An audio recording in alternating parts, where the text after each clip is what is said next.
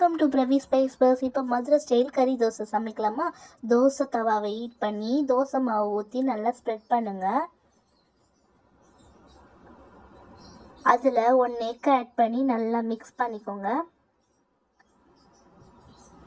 Egg மேலேயே கொஞ்சம் chicken கிரேவியை add பண்ணி நல்லா ஸ்ப்ரெட் பண்ணுங்கள். அதுக்கும் மேலே சிக்கன் பீசஸை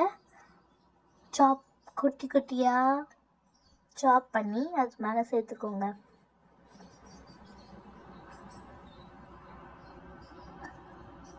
சுற்றி கொஞ்சம் ஆயில் விட்டு மேலே ஆனியன் கொத்தமல்லி போட்டு அது கொஞ்சம் பெப்பரும் ஆட் பண்ணிக்கோங்க. அதை திருப்பி போட்டு 2 சைடும் கோல்டன் கலர் வர வரைக்கும் குக் பண்ணுங்கள். அவ்வளோதான், சுட சுட மதுரை ஸ்டைல் கறி தோசை ரெடி. நீங்களும் வீட்டில் ட்ரை பண்ணி எப்படி இருந்துச்சுன்னு கமெண்ட்ஸில் சொல்லுங்கள்.